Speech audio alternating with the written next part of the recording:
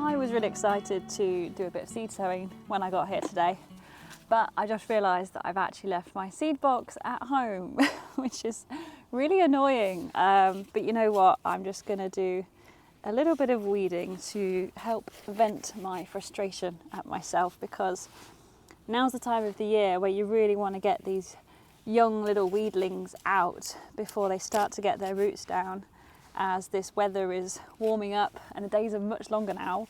We've had our clocks move forward an hour, which is brilliant news for us because it means I can get here now after work and do some seed sowing then. So it's no big deal that I can't do what I was going to do today, and in fact it just means I can get on top of the weeds instead. And I've got quite a few other things to do today. I want to cut back the wildlife corner now that the worst of this winter weather's passed and we're stepping into spring. And I've also got a little bit of planting to do because my Physocarpus has arrived. But yes, I just want to get out these docks and thistles from my growing beds, because this is actually going to be my dahlia bed this year, which I'll be planting up in, well, a couple of weeks now. I tend to do it in the middle of April, same as my potatoes. But yes, just want to do a little bit of weeding so I can stay on top of it. And also it's just a great time for me to do it because the ants haven't woken up yet. But how's March been? I mean, we're at the end of March now and it's been pretty mild, not too many frosts. We've had quite a bit of sunshine and it looks like we're going to end with quite a lot of rain as well, which is great because it's actually been quite a dry winter really. So it's going to be great to get the ground nice and wet, ready for all of our young plantlings to go out in sort of May time. That's quite a way off yet, isn't it? But no, I am really, really excited to be doing lots of more seed sowing and getting all the plants ready, because it's gearing up to that time now where it's about to get really quite hectic out here. So yes, for my weeding I'm just using my trusty little Hori. This one's a few years old now, and to be honest it's been left out for at least a winter and it's looking a little bit rusty and old, but it still does the job at getting out these long tap-rooted weeds without doing too much disturbance to the soil. I quite find it therapeutic actually. It does help my mood and I'm not feeling quite as annoyed about not having my seeds with me now. And I mean, how satisfying is it when you get out nice long taproot without it snapping? And yeah, I really don't do very much weeding in the summer months, so I really like to get it as fresh and clean as I can to start with now before the season begins. I've got loads of honesty here. Oh, I'm going to leave those. They look quite young. I don't know if they're going to flower this spring, but the dahlias won't be going in this patch until June, so it might be worth me actually covering this up to stop any more weeds from seeding.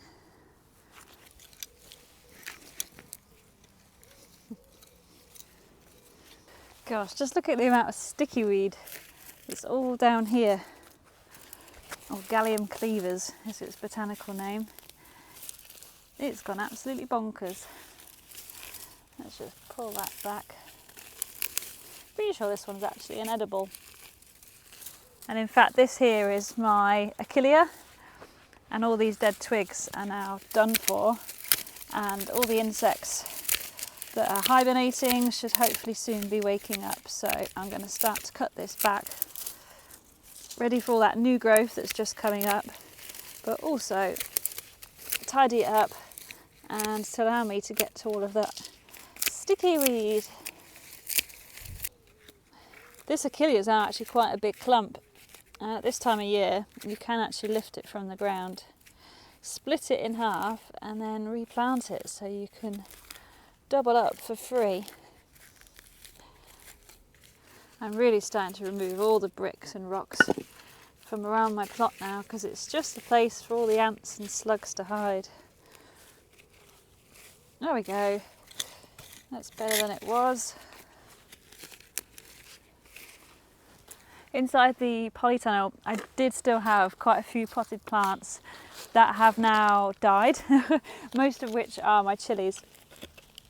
And I'm just going to use all this spent compost on my beds, because although it may not have that much nutrient in it right now, it still adds a lot of nice organic matter to your beds and helps improve the soil still. So I'm just going to tip these out and use it like a mulch. Maybe take out some of that root. What is that? Oh, that was a gift, whoops, that I forgot about. I've been given some, was it ginger? Or, yeah, I think it was a ginger plant. Covered in worms. I should probably pop that up soon. Pop you over there. Unfortunately, in that really cold spell we had in December, I lost one of my favourite pelargoniums, and this is the lemon scented one. It's got really soft velvety leaves, but unfortunately it's toast. Oh dear. So that's going to the compost bin.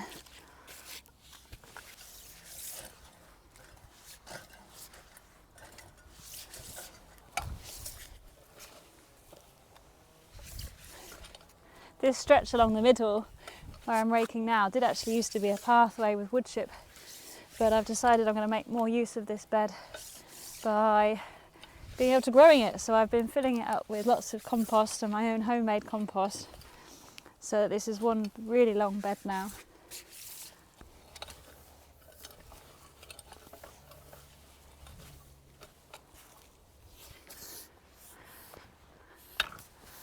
Well, now these beds are mostly weeded, I'm going to head over to the wildlife corner, do a bit of cutting back, a bit of tidying up. We'll see what new perennials are coming up through the ground, see what new growth we can see, and then we'll have the full tour.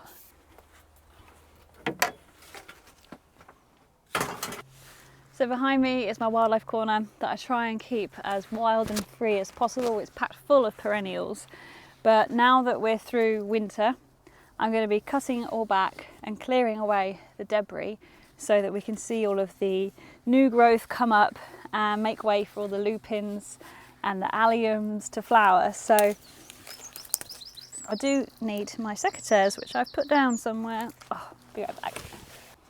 If you happen to be fairly new around here, you might look at this patch behind me and think, oh, it looks a bit brown, dead and twiggy. How can that ever be anything colourful? But just you wait. 2 months time, April, May, June. This is one of my favourite areas on the allotment because it just comes up in so many gorgeous colours and it's buzzing with the likes of bees, and butterflies also come over. But yes, right now it just needs a good tidy up.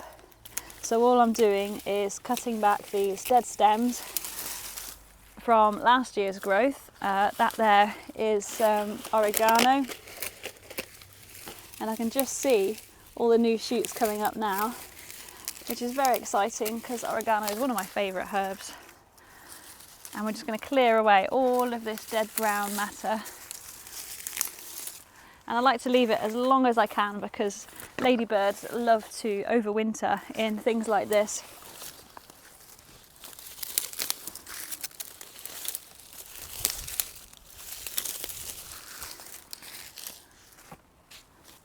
Already I can start to see my way a bit better.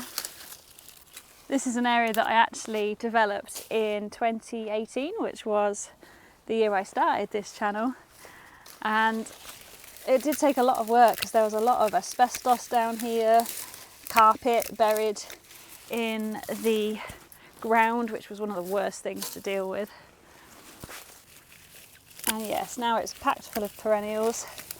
It does get quite weedy in the summertime because I try not to interfere with it too much. There are a lot of voles and hedgehogs around here that, you know, use all this cover for their home. But yeah, just clearing away all of this dead stuff gives me a good place to start and see what's going on down there.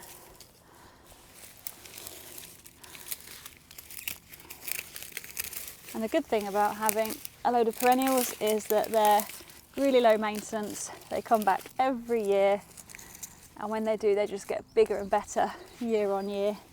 Just remove a thistle there.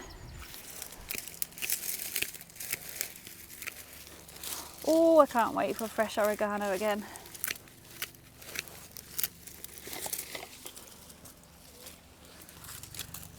This here was my Aqualegia that bloomed beautifully last summer. Gorgeous purple colour.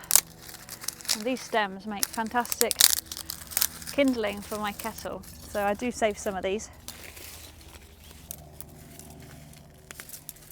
There's actually quite a bit of moss down here, which means that the ground doesn't drain very well and that it stays quite damp, which would make sense because it's at the lower end of my allotment.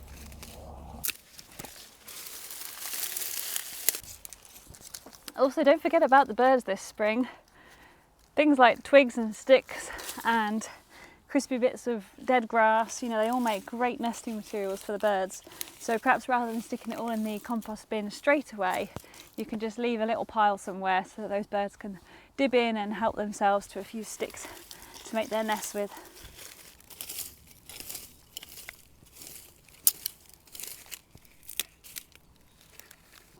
Look at all this lush new growth on my lupin.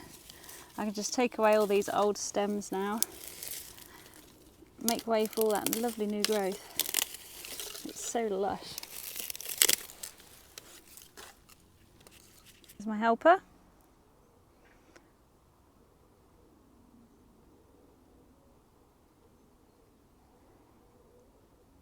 Now that's pretty much all the maintenance that I do on this area each year. I will put a bit of compost down just to enrich the soil a little bit, but that's about it. And whilst I do have quite a bit of nettle and some weeds still in there, I don't mind because those plants are native species and that's our native fauna, our insects and bugs and birds all rely on, because the caterpillars that lay their eggs on the nettle then feed the blue tits that are then feeding their young.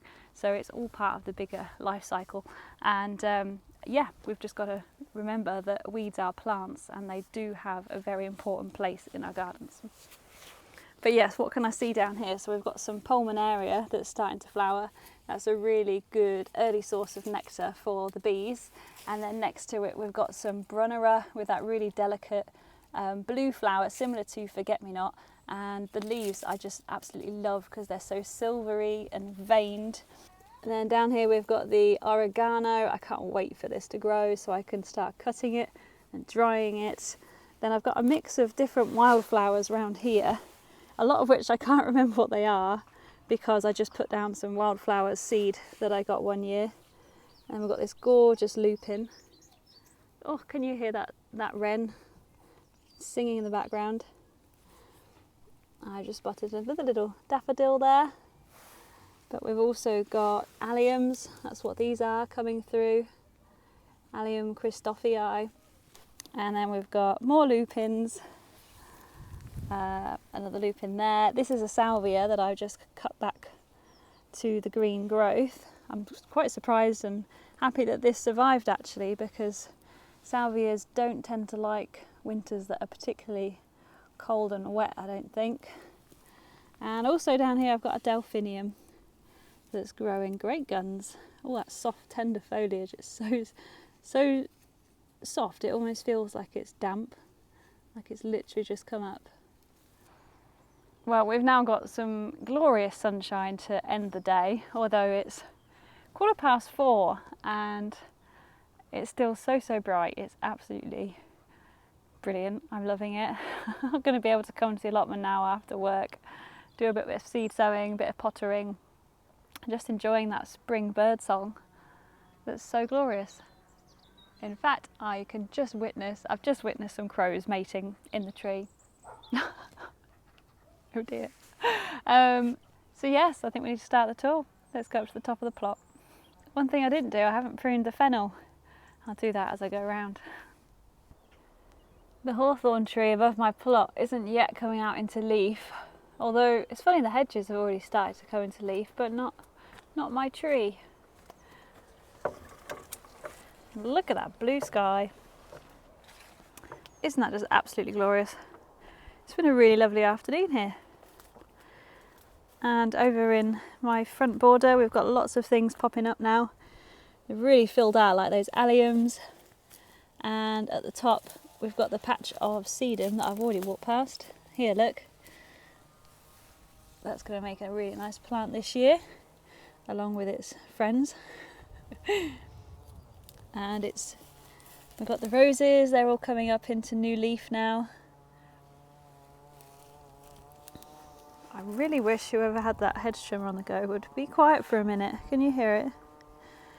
I'm sorry if it's ruining your experience. But yes, I hope we get lots more roses this year. On my Mary Rose, David Austin roses. I do actually have another rose that's by the gate, the Generous Gardener, that's a climber, and I'm thinking of replacing this jasmine that's died to put over this. Or do I completely, oh hello, do I completely take out this dead plum tree with something living, like a real tree? I mean, I can cut it down, but I won't be able to grind out the roots. But is it time to replace that with something that's living? I'm not sure. Let me know in the comments. Climber or a new tree? Let me know. Oh, got another thing to cut back. That's last year's. I think it was a parsnip that went to seed. I love it when they go to seed because they look amazing. This bed I haven't fully weeded yet, but I've noticed that most of the weeds are actually honesty seedlings. So, I mean, I don't know if those will flower this year because they're still very, very small, but they're everywhere.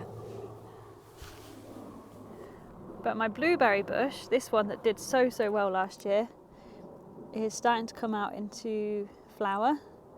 So this one will have 2 flushes, hopefully. This is still looking super healthy. I will give it a feed with an ericaceous liquid feed soon because that really helped it last year. And a few other miscellaneous pots that I haven't yet planted anywhere. My gooseberry, I need to donate this to somebody because I don't want it anymore.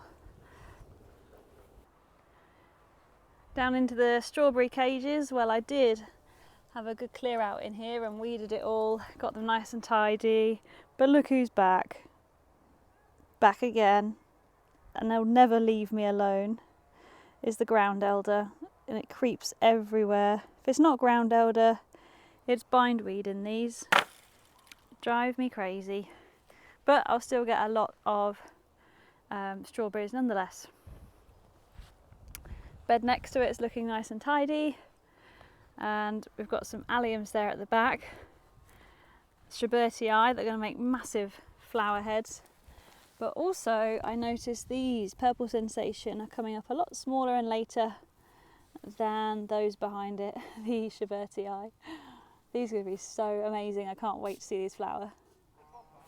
This patch here is probably my absolute favourite right now because we've got daffodils, hellebores, the rhubarb is also starting to come up and it's just full of so much colour and I love it. Let's have a closer look. They're all feeling pretty shy. Come here. Look at that. Isn't that just the most glorious yellow that says hello spring? They're so big and beautiful. Oh my gosh. I don't think I've ever seen them this big before. And right at the front of the border, there's a few little muscari that I remember clearing out from a pot one year and I just threw them in. And no doubt these will gradually creep and cover the ground down here. Honestly, these daffodils, can't get enough of them. Take a look at that rhubarb already. This is the Timperley early, so we've got some nice bright red stems on these already. And a few tulips as well, starting to make an appearance. And I just want to check in on my autumn fruiting raspberries. Looks like we've got a shoot just appearing right there. But otherwise, not much growth just yet, but it'll be rapid once it does make an appearance. And that's the back of the apple tree area. And the apple tree is covered in buds, so I really hope we're going to get a nice bumper crop of apples this year. Might even be able to use them at the wedding. The wildlife corner I'm not going to go into too much detail, as you've already seen what we've been up to today. But it's looking a lot tidy now, isn't it? And the robin been very happy getting all the worms. And I'm going to be happy now watching this change over the next few weeks. Oh, can't forget this one. Anna's red hellebore. Absolutely magnificent. I mean, look at all those blooms. Oh, they're just stunning. Absolutely stunning. I will never bore of the hellebore. Which reminds me, I've actually got a couple of new ones to show you, and I might actually plant them whilst I remember in the new shrub border that we made a few weeks ago, because they need to go in the ground. And here's the plot from the shed. Looking pretty smart now. Can't wait for the grass paths to grow a little bit more and fix those patches, and I can start getting my edges nice and neat. But yeah, it's looking pretty ready for the growing year with my wheelbarrow of stuff for the compost bin. Let's have a look down here what we've got. The primulas have really shot up in the last few weeks. Absolutely gorgeous flowers. And look at that mauve one. Just so pretty. Here you are, extra close for those that are still under snow. Enjoy that. Won't be long. And also in here I've got more weedlings that are the honesty. Honestly, honesty is everywhere. Oh dear, that was a mouthful. Not sure how many of those are going to bloom, as I say, because they're quite small as well. But like this one here, that must have just self-seeded itself from the plant that grew in the border, and it's now just on the ground doing its thing, you know, and I'll let it. Oh, you can stay there. The pots in front of my carrot bed, I've got loads of tulips in that I haven't actually replaced. These are last year's tulips. I wasn't sure if they'd bloom again, but they seem to be doing pretty well. And especially now that we've had a lot of rain, I was a bit worried because it had been so dry, and quite often you get stumpy short tulips when they don't get enough water. But that should have done them a load of good, all the rain we had. I've got another blueberry there coming into growth, and more tulips. Oh, look at those. Oh my gosh, this is so exciting.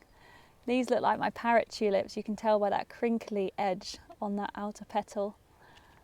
Oh, I'm just so glad these have all come back up again, because most tulips aren't guaranteed to be perennial, and they might flower really well in the first year and then sort of taper out for the next few years. But I'm pretty sure they've been there 2 or 3 years now, including these lovely little bowls with muscari and tulips in them. Oh, I'm sorry, but how nice does that look? And the tulips in here are going to be yellowy white, and I think they're called concerto, and these are the ones that are scented. Oh my gosh, it just makes me so excited. Sorry for the lack of pond updates lately, I keep forgetting, but this is how it is. Not particularly inspiring right now, particularly the Sarracenia, but believe me, that will soon bounce back. I've got faith. Once I prune all of those down, we'll have lots of lovely new leaves come up. The fish are in there somewhere. It's still a little bit cold for them. They're not as active just yet. And whilst we're here, I'm just going to cut back this, which is a mixture actually of Achillea and fennel. The Achillea I love for the flower, the fennel I love for the foliage, but also they both really attract the wildlife. And in previous years I've had ladybirds and grasshoppers all over it, and I don't actually even eat fennel. I don't like that aniseed taste, but I just love it as an ornamental plant and a beneficial plant for the bugs. So yes, it's now time just to cut back all the old stems, make way for that lovely feathery new growth underneath. And I'm pretty sure that this clump was a division that I took from the one just next to it that we pruned earlier.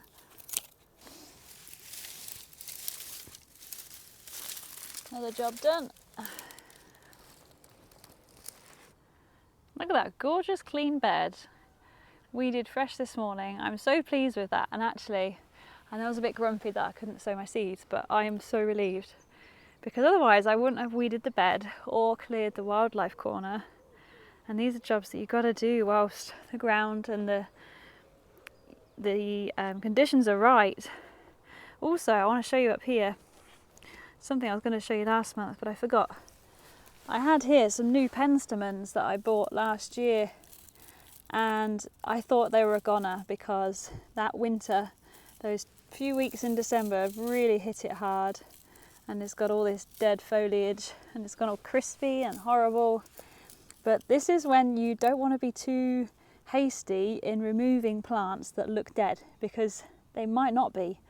And sure enough, I've left this, and right down in the middle there we've got lots of lovely new penstemon growth, because it's not dead, it's knocked back all of that upper foliage, which means I'm going to be pruning this really hard back down to the ground. But in April, probably in a couple more weeks, just in case we get any more cold spells, all of this will help protect the crown from any severe cold, but hopefully we should be out of that now. This one here is called Penstemon Burgundy, and this one is the one that I got from the Woolerton garden, the botanic garden held by the Nottingham Hardy Plant Society. But this one's fared a little bit better look. It's got lots of green growth along the stem, so I won't have to cut this one back quite as hard. And next to it, the phlox, white phlox, that one's doing just fine, bounced back up. I can't get over how lovely the plot is in this incredible light. With the sunshine, everything's so green and vibrant, the birds are tweeting. Spring is definitely here. Now then, the border behind me is the one that I planted just a few weeks ago. It's my new foliage border made up of shrubs that I'll use the foliage for creating gorgeous arrangements with my flowers, and particularly my wedding flowers this year. And I've got a few new plants to put in, including 2 hellebores, which is more as a feature for the front of the border, not so much for the foliage. But also this, because I managed to get me a Physocarpus Diablo. And thank you so much to Wendy, who helped contribute to me getting this. I really appreciate it. And this is going to grow about 6 foot this year, and it's going to put on some gorgeous burgundy red foliage. It's going to look gorgeous with my orange, not hellebores or hydrangeas, dahlias, that's what I'm trying to say. So I've got to find a spot for this in amongst this border. And then what I think I'm going to do is, I did plant a small, very, very small spirea right at the top, and I think I'm going to swap it, put it there instead. So yeah, time for a bit of planting. This is one of the new hellebores that I've bought. It's called Penny's Pink. It did suffer a little bit from the snow that we had, because I accidentally left it outside. Whoops. But it's got this gorgeous two-tone of sort of pink and green. The flowers are just starting to go over a little bit on this plant. Let's try and find one that's fully open. Or, there you go, it's a fairly fresher one there. There we go. So yes, a nice sort of pale pink, because I don't have many pale pinks. I do have a lot of dark purples. But this one does have that gorgeous marbled foliage that I love. So this is going to sit somewhere at the front of the border. And we also have this one, which is called Dana's Dulcet. Oh, this is the one that's a bit more two-tone with the green and the pink. You'll see what I mean, like that. It's really sort of limey, but still nice kind of pinky, purpley colours. And this also has that marbled foliage that I absolutely love. So yeah, otherwise everything's doing pretty well. The eucalyptus is growing well, and the pittosporums haven't been hit too hard by that snow that we had. I've got another reduced fern there to go in, and the spirea is starting to come out into leaf. Should get some lovely white flowers on those soon. And I'm thinking that one hellebore can go there, and the other one can go here, and that fern is going to go further up. I reckon about there. And that is a spirea that we're going to take out and replace with the Physocarpus. The hellebores will rather like it here, and it'll give me a bit more interest in the winter months.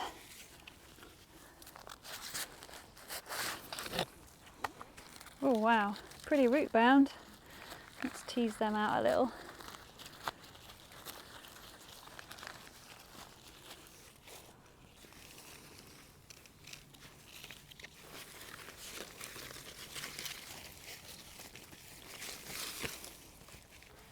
It's actually a good time to cut back your ferns, your deciduous ferns that put on fresh new leaves every year. If you trim back the old ones now, you'll soon get a new flush of all that lovely young new fronds coming up above the ground.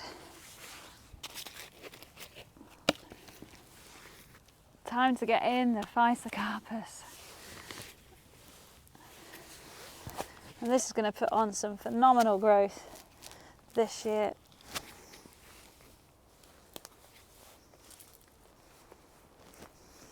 There we are. For now, the small bronze spirea can stay below the main spirea because this one stays quite dwarf. And we've got in the new hellebores and the Physocarpus Diablo.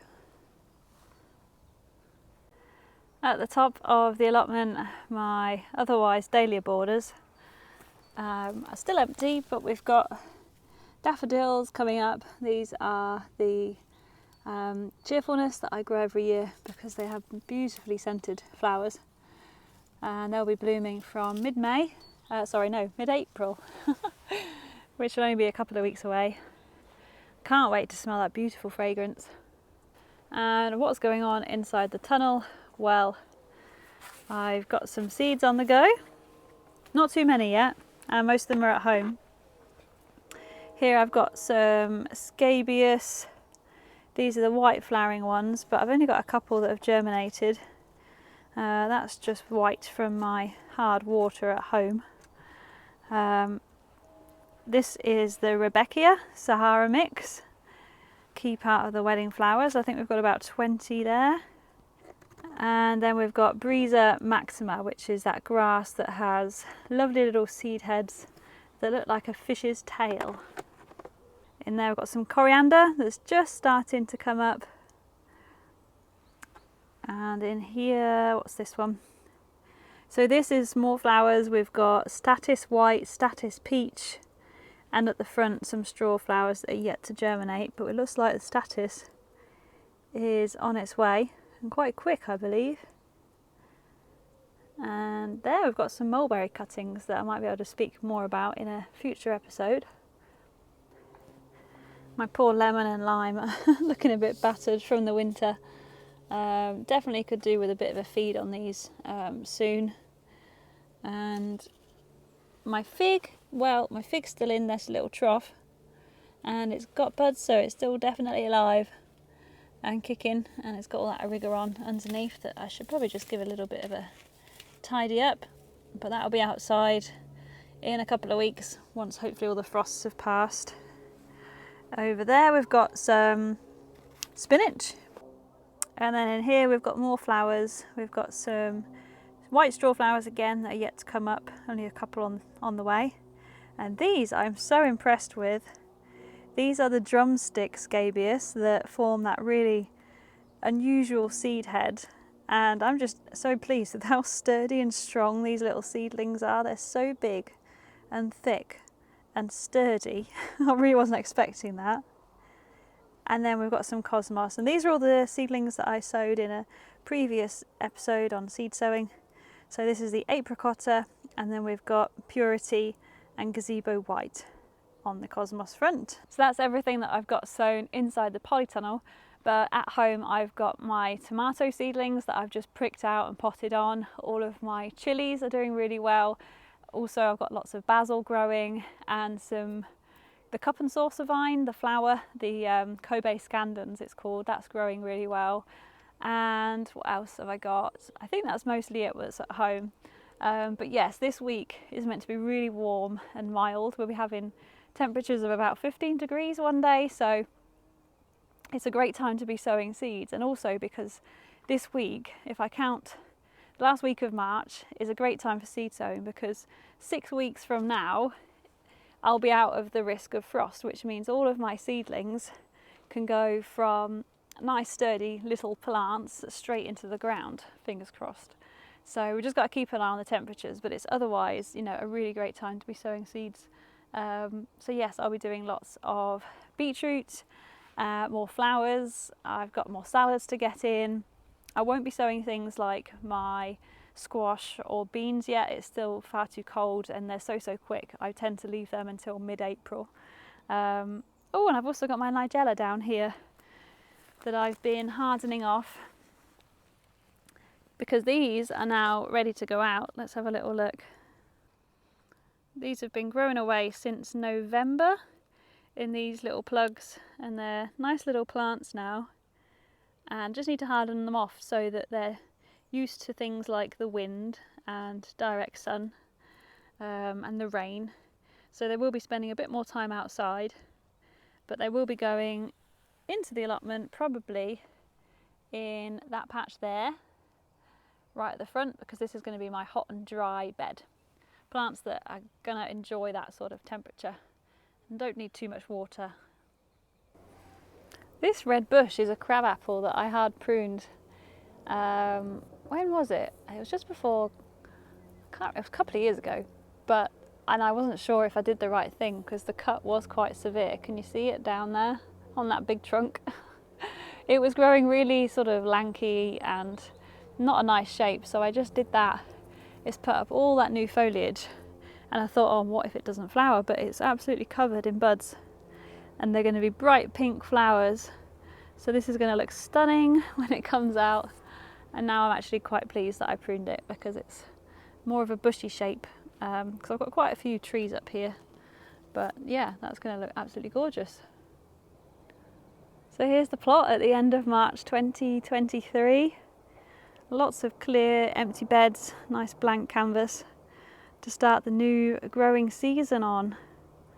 Oh my gosh, I'm just so excited and raring to go now. So the next few weeks are going to be incredibly busy. Not only am I going to be sowing my seeds and planting out things like my nigella that are already going to be nice and hardened off by then, I've got potatoes to plant in early April, and I'll also be potting up all my dahlias into pots inside the polytunnel. That's going to be quite a big job because there's quite a few of those. And yeah, lots of enjoying the weather and the tulips that are going to be coming up. There's going to be so much going on in the next few weeks. I cannot wait. I can't wait to share it with you. So do make sure you subscribed and hit that little bell if you want to be notified of the upcoming videos. So yes, which brings me to say thank you very much for watching, and thank you for all your amazing comments on my previous video where I unboxed my YouTube Creator Award. It was very wholesome and very heartwarming to see so many lovely messages, so thank you. And I'll see you on the next episode. Take care.